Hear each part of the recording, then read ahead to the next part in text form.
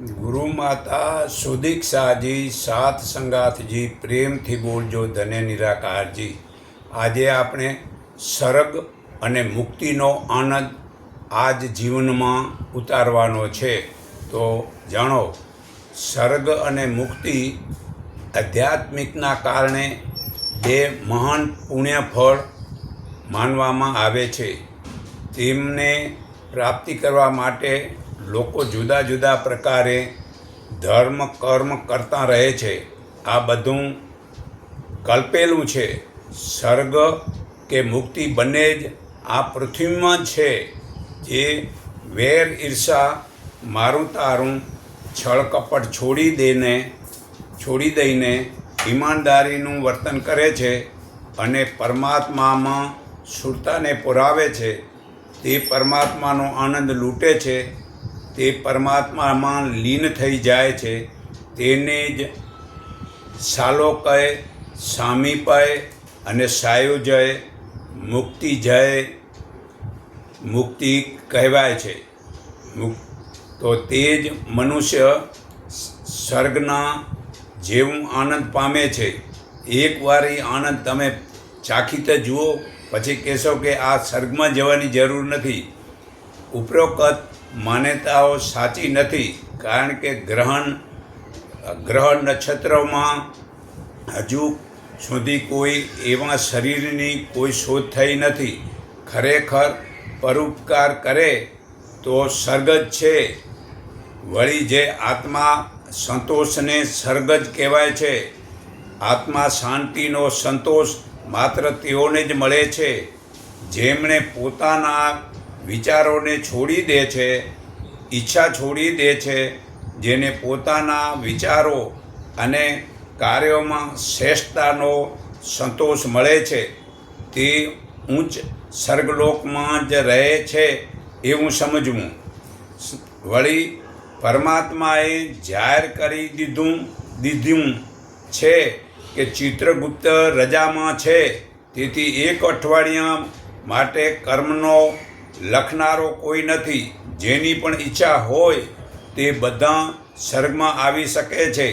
સ્વર્ગની ઈચ્છાવાળા લાખો લોકો સ્વર્ગલોક જવા દોડ્યા। એક જ્ઞાની મનુષ્ય પોતાની ફરજનું કર્મ કરે છે તો પરમાત્મા વિમાનમાંથી નીચે ઉતર્યા અને પૂછ્યું કે કેમ ભાઈ, તમે સ્વર્ગના સમાચાર સાંભળ્યા નથી કે શું?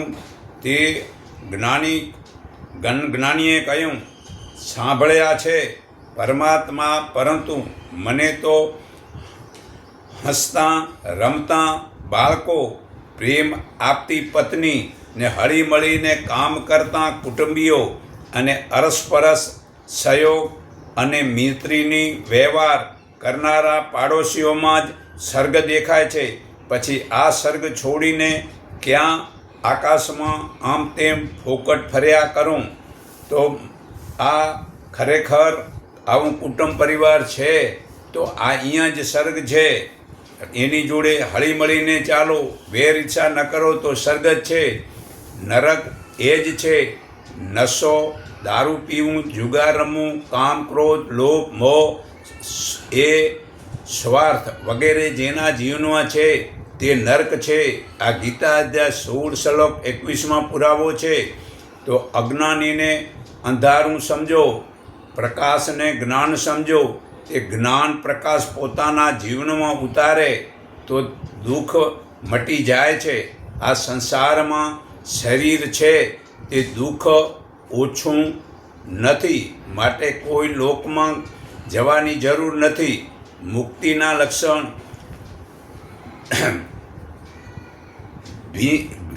ભીંગાના પાત્રો, ભિક્ષાના પાત્રો, વૃક્ષના મૂળોમાં રહેવું। આ મુક્તિના લક્ષણ જાણો।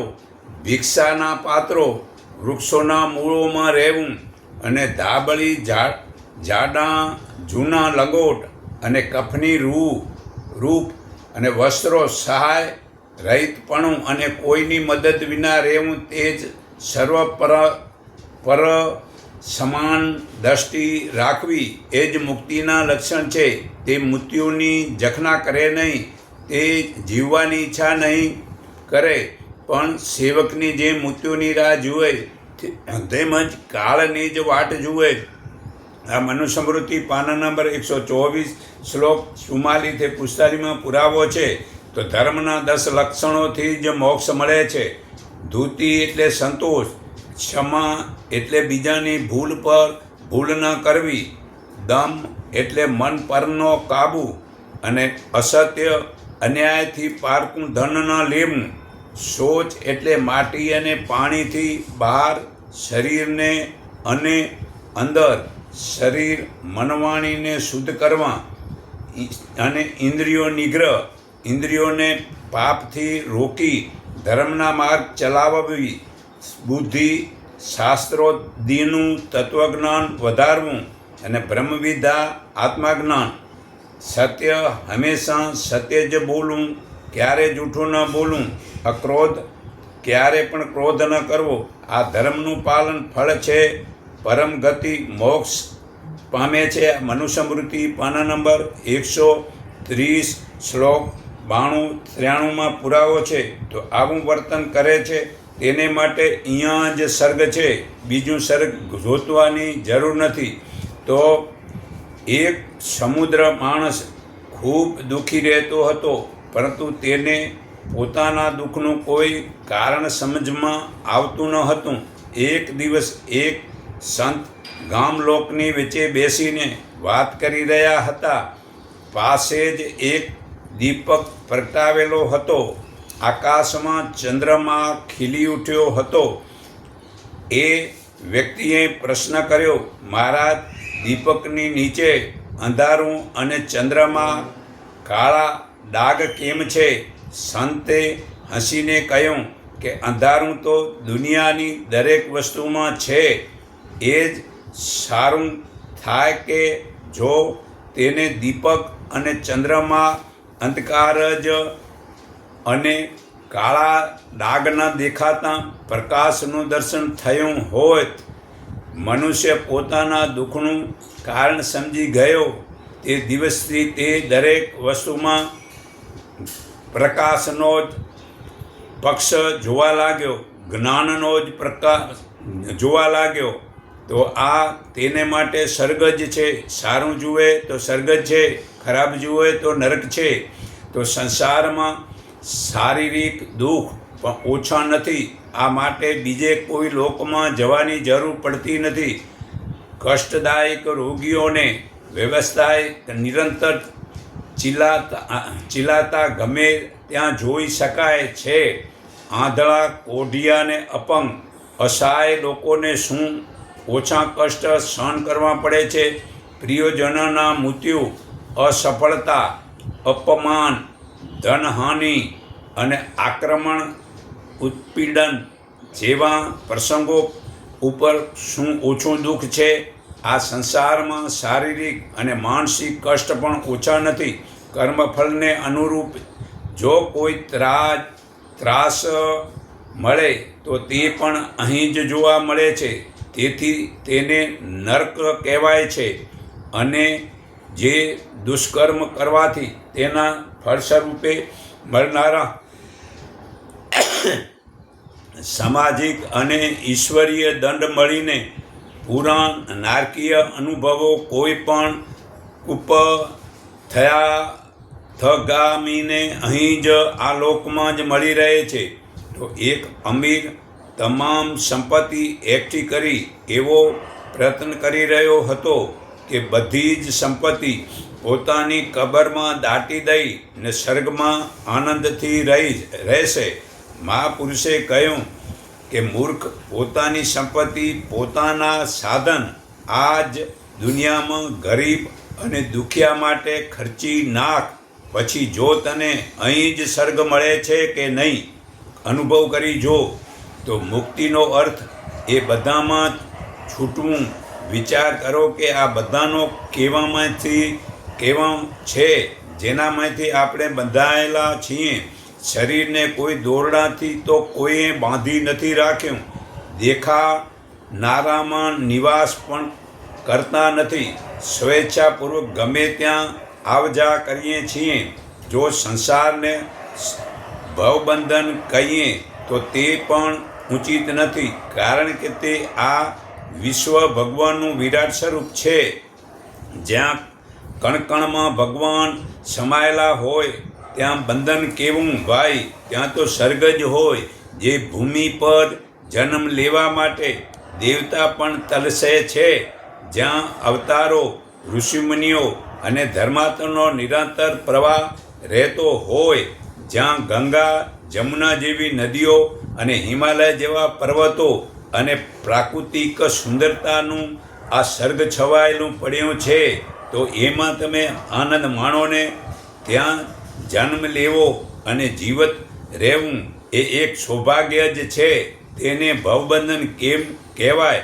જ્યાં પ્રેમાળ પરિજનનો સાય નિરંતર વર્ષથી આપણને ઉદ્ગતતામાં ડૂબાવી દેતી હોય, ત્યાં ભવબંધન કેમ હોઈ શકે?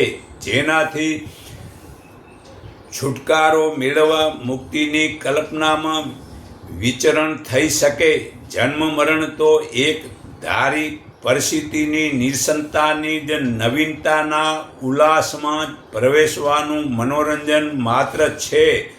તેમાં અનિચ્છનીય, અનુચિત, અશોભનીય કે આનંદરહિત શું છે? જેનાથી છૂટવાની વાત વિચારવી પડે છે. સંત અન્નામ એક ગામમાંથી જઈ રહ્યા હતા. એક સ્ત્રી અને પતિ વચ્ચે ઝઘડો ચાલી રહ્યો હતો. એમણે ઝઘડાનું કારણ શોધ્યું તો જાણવા મળ્યું કે પતિદેવ કામ નથી કરતા અને વૈરાગની આડસમાં સ્વર્ગના ચક્રમાં પડ્યા છે. સંત અન્નામ બોલ્યા કે જેને સ્વર્ગ ન મળ્યો તે પરલોકમાં કેવી રીતે સ્વર્ગ પ્રાપ્ત થશે? જેને સ્વર્ગ અહીંયા જ ન મળ્યો તેને પરલોકમાં સ્વર્ગ ક્યાંથી મળશે? તો અહીંયા જ તું તારી પત્નીને જરૂરી છે તે તું પૂરું પાડ, તો અહીંયા જ સ્વર્ગ છે. તો મુક્તિ વસ્તુ પોતાના દોષ દુર્ગુણથી સ્વાર્થ, કીર્તાણી, ક્રોધ, અહંકારથી, લોભ, મોહથી ને પાપ અવિવેકથી મેળવેલી જોઈએ. મુક્તિ આટલા છળ કપટ બધા છોડી દો તો મુક્તિ છે. આ જ શત્રુઓ છે, એ જ ડગલે પગલે દુઃખ આપે છે. આત્મા શોધ અને આત્મા શિક્ષકાની આગમાં સળગાવનારા પોતાના દોષ દુર્ગુણ જ છે, જે સન્માર્ગ પર ચાલવા માટે બેડીનું કામ કરી રોકી રાખે છે. સમય, સાધન, સુવિધા ને સમર્થ હોવા છતાં પણ પરમાર્થના ઉદ્દેશ માટે કંઈ વિચારી કે કરી શકતા નથી. આ અંતર્ગતની નબળાઈ જ સૌથી મોટું નરક છે. તેને તોડીને ફેંકી દેવાય અને ઉચ્ચ વિચારને અનુરૂપ આદર્શવાદી પરમાર્થ પરાયણ જીવન જીવી શકાય. તો અહીંયા જ સ્વર્ગ છે કે મુક્તિ અહીં જ મળી શકે છે. સ્વર્ગ અને મુક્તિ પોતાની દૃષ્ટિકોણ શુદ્ધકરણ કરીને આપણે આ જ જીવનમાં પ્રાપ્ત કરી શકીએ છીએ. તે માટે મૃત્યુ કાલ સુધી પરીક્ષા કરવાની શું જરૂર છે? આ હમણાં જ જીવતા આપને સ્વર્ગ મળી શકે છે. તો સ્વર્ગ અને મુક્તિનો આનંદ જીવનમાં ઉતારો તો ખરેખર આપણે જીવતા જ સ્વર્ગ મેળવી શકીએ છીએ. તો જીવો સત્ય દ્રષ્ટા પુરુષના જ્ઞાન પ્રકાશથી પરમાત્માને પામો. જીવો તો એવા જીવો કે જીવભાવ આવે જ નહીં, ને જે સાધક જન્મ અને મૃત્યુને પોતાની ઈચ્છા મુજબ રાખે છે તેનું જ જીવન સ્વતંત્ર અને સ્વર્ગ હોય છે. ભગવાનને ઓળખવા છે તો વેખરી વાણીના વાદ વિવાદને છોડી દે છે. વળી સાધુ મરીને પણ જીવન જીવે છે, તે સ્વર્ગ જ છે. અરે સંસારમાં રહેવા છતાં તે વ્યવહારિક વાતાવરણથી મુક્ત રહે છે, તેથી તેને જીવન મુક્ત કે સર્ગજ કહેવાય છે. તો એ મરના મરના ક્યાં કરો, એ મરના મરના ક્યાં કરો, દો બાતે મર જાઓ, એ વેર ईर्ष्या को मार के ए जीवन मुक्त बन जाओ. ए मनवा ने मार्यो नहीं ने ना आत्मा गुटिका पीधी, ए विषय वासना भोग में ना प्याली प्रेम की पीधी.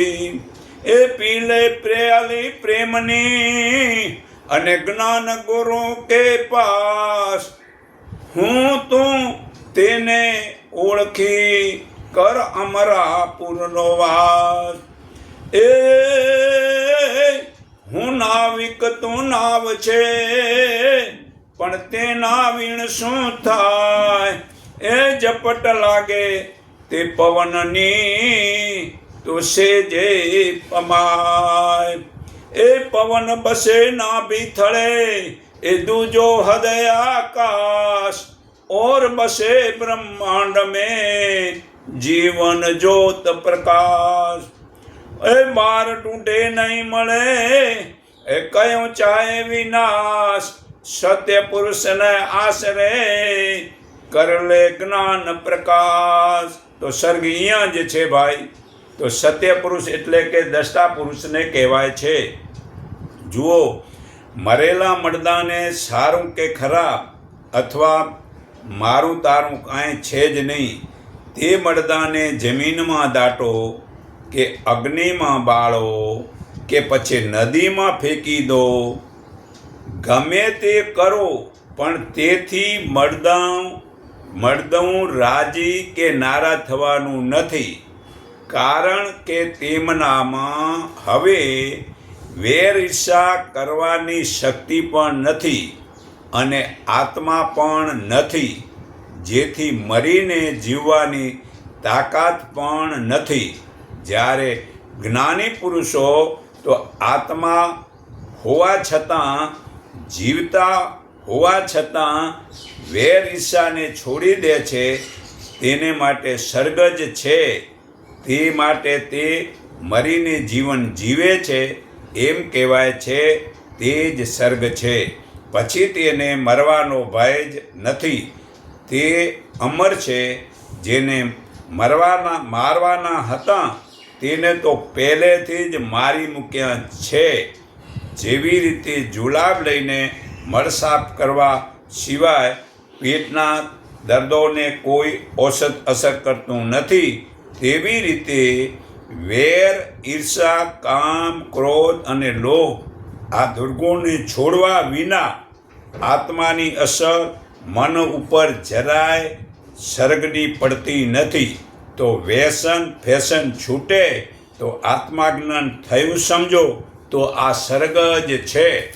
તો જીવનનું મહત્ત્વ આત્માને પરમાત્માને પામવા છે. તો જીવનનું મહત્ત્વ જીવન જીવવા માટે છે, જીવન વેડફી નાખવા માટે નથી. તો આવું ઉત્તમ મનુષ્ય જીવન એ જ પરમાત્મા પદને મેળવાનું એક સાધન છે. તો પછી તેને વ્યર્થ કેમ ગુમાવવું? ધર્મને રસ્તે જીવન જીવવું તે જ ઉત્તમ છે. અને ધર્મના 4 અંગ છે. એક સત્ય, બીજું દયા, ત્રીજું તપ અને ચોથું પવિત્રતા. આ 4 નિયમ પાલન કરીને જીવવું જોઈએ. બાકી બીજા જીવતા હોય છતાં મરેલા જ સમાન છે. આપમેળે અભાનપણે મરે એ તો જ્ઞાની, બાકી તો ભોગ અને રોગથી તો ઘણા જ મરે છે. એ મર્યા ના કહેવાય, એમને તો એમની આસક્તિએ મારી નાખ્યા કહેવાય છે.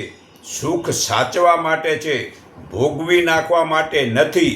જો સુખને ભોગવી નાખીશું તો દુઃખનો નંબર આવશે જ, કારણ કે સુખ અને દુઃખ બે સિવાય ત્રીજી કોઈ વસ્તુ ભગવાને બનાવી જ નથી.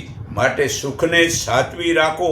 જેમ જ્ઞાન વાપરવાથી વધે છે એવી રીતે સુખને પરમાર્થે વાપરવાથી વધે છે. માટે જે સુખી મનુષ્યને હવે પછી દુઃખી થવું નથી, તેણે નિષ્કામ ભાવથી પરમાર્થ કરવો. જે દુઃખી છે તેને જો સુખી થવું હોય તો દુઃખને છોડવા માટે આત્માજ્ઞાન સિવાય બીજો કોઈ ઉપાય જ નથી. ભૂખ, દુઃખ, મૌન, ઉપવાસ અને એકાંતથી આત્માજ્ઞાનથી મનને જીતી લો અને આત્માનો એક કરીને પરમાત્માને પામી શકાય છે. તેથી સહેજે જ આત્માજ્ઞાની બને છે. 24 કલાકમાં 21,600 શ્વાસ ઉશ્વાસ ચાલે છે. તે શ્વાસમાં આત્મા પ્રગટ કરી તેમાં એકરૂપ થવું મનુષ્ય જીવન સાર્થક નહીં થવા દેનારા મોટા દુશ્મન 3 છે. એક કામ, ક્રોધ અને લોભ છે. ક્રોધથી મૂઢતા ઉપજે છે ને મૂઢતાથી સમૃદ્ધિ એટલે કે યાદશક્તિનો નાશ થઈ જાય છે. યાદશક્તિના નાદથી બુદ્ધિનો નાશ થાય છે ને બુદ્ધિના નાશથી મનુષ્યનું કલ્યાણનો માર્ગને સંપૂર્ણ પતન પામે છે. પરંતુ જેને મનને વશ કર્યો છે તેવો મનુષ્ય વેર ઈચ્છા વિનાનો પોતે જ વશ કરેલી ઇન્દ્રિયો વડે પ્રવૃત્તિ કરતો હોવા છતાં પ્રસન્નતાને પામે છે. એ પ્રસન્નતાથી જ સર્વે દુઃખો મટે છે. એને સર્ગ કહેવાય છે. આ ગીતા અધ્યાય 2 શ્લોક 63થી 65માં પુરાવો છે. તો જીવન મહાન પુરુષના જ્ઞાનથી પરમાત્માને નમવું છે. જીવન મહાન પુરુષના સત્ય પરમાત્માના પ્રેમ મેળવવા માટે સમાન ભાવી અને સમાન ભાવી બનવા માટે માયાને છોડીને આત્મા જ્ઞાન માટે મહાન પુરુષના જીવન ચરિત્રને જીવનમાં ઉતારો. સંત, સાધુ, ફકીર, ભગવાનને જે અવતારી પુરુષો વિષ્ણુ, શંકર, રામ વગેરે તે ભગવાનની વિભૂતિઓ છે. ગીતા અધ્યાય 10 શ્લોક 18માં પુરાવો છે. અને તેની મૂર્તિઓને બનાવવાની દોડાદોડ છોડીને તું તેને ઓળખીને પોતાને નમ્યો નથી અને તે નમવાનો આનંદ પામ્યો પણ નથી ત્યાં સુધી તારું બીજે બહાર નમેલું વ્યર્થ જાય છે તે નરક છે. કારણ કે એ બધાને નમવાનો તારો હેતુ ફક્ત નાશવંત જળ વસ્તુની પ્રાપ્તિ થાય છે. હવે જે નાશવંત જળ વસ્તુઓ તો આજે પ્રાપ્ત થશે અને કાલે સમય જતાં તેનો નાશ પણ થશે. તે સમયે તું એ બધાને જેને નમ્યો છો તેની પાછી નિંદા કરવા લાગીશ તો એ નરક જ છે. હવે જે નમવામાં તને અખંડ આનંદ પ્રાપ્ત થાય નહીં તેવું સમજણનું જ્ઞાન વિનાનું નમવાનું નકામો સમય શા માટે બગાડીને આ નરક ભોગવે છે? નકામા શું લાભ થાય છે તે વળી કોને નમવું અને શા માટે નમવું છે? આ બધું જાણવા માટે તું પ્રથમ તને નમી જા. નાશવંત માયા આદિભૂત છે. આત્મા ચેતન દેવ છે. નાશ થતા નથી. તે શ્રેષ્ઠ તત્વ ભગવાન છે. તેનો સ્વભાવ આધ્યાત્મિક કહેવાય છે અને પ્રાણી માત્રને ઉત્પાદન કરનારી અને વિકાસ કરનારી સૃષ્ટિ ક્રિયા તે કર્મ કહેવાય છે. તે સર્ગ છે. દેહધારીઓમાં પરમાત્મા જ આદિ યજ્ઞ છે. જે અંતકાળે ભગવાનનું જે સ્મરણ કરતો શરીરને છોડી જાય છે તે ભગવાન સ્વરૂપને જ પામે છે. એમાં શંકા નથી. આ ગીતા અધ્યાય 8 શ્લોક 3થી 5માં પુરાવો છે. તું મારામાં મનવાળો થા, મને જ પૂજનારો મારો ભક્ત થા અને મને નમસ્કાર એ કર. તેથી તું ચોક્કસ મને પામીશ. એ જ સર્ગ છે. કેમ કે તું મને પ્રિય છે. આ ગીતા અધ્યાય 18 શ્લોક 65માં પુરાવો છે.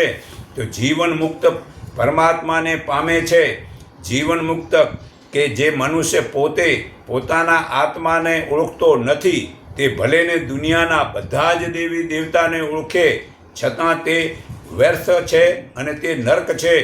આવા વ્યર્થ આશાવાળા, વ્યર્થ કામવાળા, વ્યર્થ જ્ઞાનવાળા અને વિપરીત બુદ્ધિના લોકો ભગવાનની રાક્ષસી અસુરી અને મોહ પમાડનારી પ્રકૃતિનો આશરો લેનારા હોય છે. આ ગીતા અધ્યાય 9 શ્લોક 12માં પુરાવો છે. પરંતુ હે અર્જુન, મહાત્મા પુરુષો તો આ દેવી પ્રકૃતિનો આશરો લઈ મને સર્વભૂતના આદિ કારણ અને અવિનાશી સ્વરૂપ જાણીને અન્ય મનથી ભજે છે. મને પામવા યત્ન કરતાં તેઓ દ્રઢવ્રત ધારણ કરીને સતત મારું કીર્તન કરતાં અને મને નમસ્કાર કરતાં સદા મારામાં જોડાયેલા રહી મારી ઉપાસના કરે છે. ગીતા અધ્યાય 9 શ્લોક 13-14માં આ પુરાવો છે. જીવ માત્રના આત્માઓને આત્મા સ્વરૂપે જાણવું તેનું જ નામ આત્મા જ્ઞાન છે.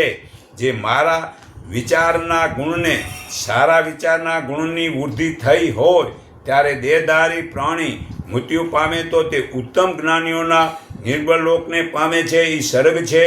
અને જે રજોગુણની વૃદ્ધિમાં મૃત્યુ પામીને જીવ કર્મવાળા આક્ષિત લોકમાં મનુષ્ય ઘેર જન્મે છે તે નરક છે. અને તમોગુણી વૃદ્ધિમાં મૃત્યુ પામનાર મૂઢજોની પશુ પંક્ષી ઝાડ વગરમાં જન્મે છે તે નરકનું પણ નરક છે. આ ગીતા અધ્યાય 14 શ્લોક 14-15માં પુરાવો છે. જે પરમાત્માના વિચારના આધ્યાત્મિક રસ્તે વાળે તો પરમાત્મા પ્રેમ થઈને આ જીવન જીવી જાય છે તે જીવન મુક્ત પામે છે, તે સ્વર્ગ છે. જીવન અનિતિથી જીવવું તે કરતાં ભલે ટૂંકું જ જીવવું, પરંતુ નીતિ ન્યાયવાળું જોઈએ. ઓછામાં ઓછી જરૂરિયાતે જીવવું તેનું જ નામ જીવન મુક્ત કહેવાય છે, તે જ સ્વર્ગ છે.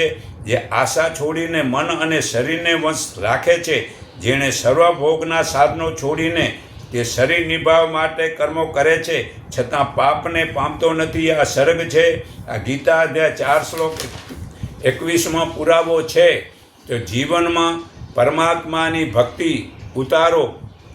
જીવન અનિતિથી જીવવું તે કરતાં તો ભલે ટૂંકું જ જીવવું, પરંતુ તે નીતિ અને ન્યાયવાળું હોવું જોઈએ.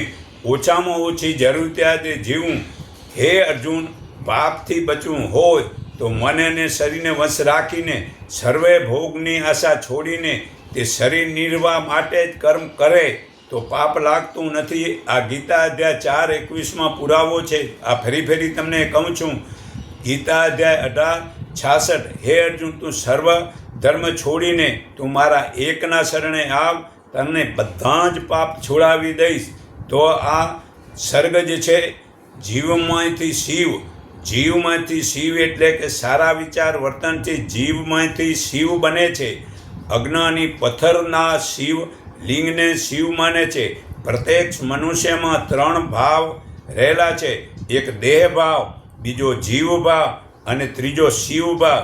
મનુષ્ય જ્યારે સતત પરમાત્માને યાદ રહે છે ત્યારે તે પોતાના દેહ ભાવને ભૂલી જાય છે.